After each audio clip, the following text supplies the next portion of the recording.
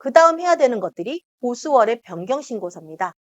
굳이 안 해도 상관은 없지만 우리가 보수월의 변경신고를 해주지 않게 되면은요, 나중에 우리가 건강보험이라던가 고용보험 같은 경우에는 연말정산을 실시를 하잖아요. 이렇게 되면은 근로자들이 한꺼번에 이제 보험료를 부담을 해야 되는 이제 어, 부담이 좀 가중이 부담이 좀 있게 됩니다. 그렇기 때문에 보수월의 변경 신고서를 해주시면 됩니다. 이거는 2025년 1월 14일 이전에 해주시는 게 참 좋으세요. 왜냐면 이렇게 해야지만 1월분 보험료부터 반영이 되거든요.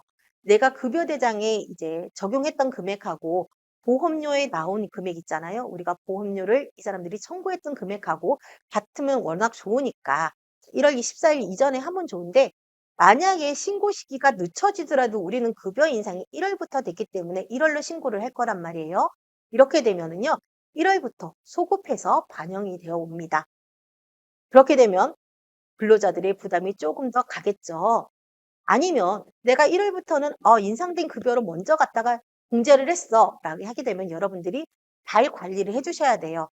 다음 달에 우리가 보험료가 들어왔을 때 그 금액이 있잖아요. 1월 달 받게 추가해서 받았던 금액하고 우리 보험료 금액하고 그다음에 이번 달에 받았던 금액하고 플러스 마이너스 했을 때 제로가 될 수 있는지 확인하시고 급여 대장에다가 적용을 해주시면 됩니다. 우리가 보수월액 변경 신고를 할 때는요, 국민연금은 보수월액 변경 신고하지 않아요. 왜냐하면 아파트 같은 경우는 20% 이상 금액이 갖다가 인상되거나 증액되거나 변동되거나 이런 일이 거의 없기 때문에 국민연금은 하지 않고 건강보험과 고용보험만 하게 됩니다. 사업장 관리번호 같은 경우에는 여러분들이 사업장 관리번호 있을 거예요. 만약에 입주자 대표회의로 가입이 되어 있는 단지 같은 경우는 사업자 등록번호 뒤편에 명령번이 보험 관리번호가 될 거고요.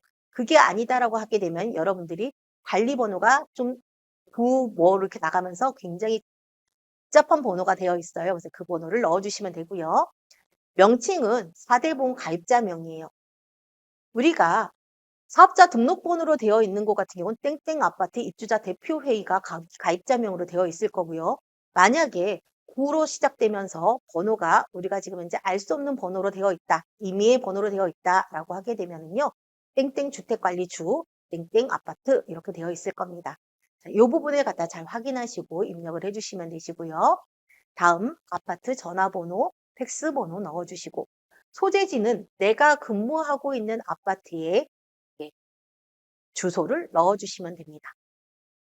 자, 그리고 난 다음에 이제 보수월액 변경 신고를 해야 되잖아요. 이 변경을 할 때 각각의 근로자의 이름과 주민등록번호를 넣어주시고 국민연금은 띄워내고요. 이제 건강보험을 넣습니다. 건강보험 2025년 급여를 넣는데 총 급여를 넣는 게 아니라 비과세를 제외한 금액을 넣어주시면 되세요. 그 다음에 보수 변경월은 1월부터고 변경 사유는 급여 인상이 되겠죠. 이 부분이 건강보험뿐만 아니라 고용보험, 산재보험도 마찬가지로 25년도 급여인데 비과세를 뺀 25년도 급여를 넣어주시고 급여 인상을 넣어주시게 됩니다. 이렇게 해서 신고해 주시면 되세요.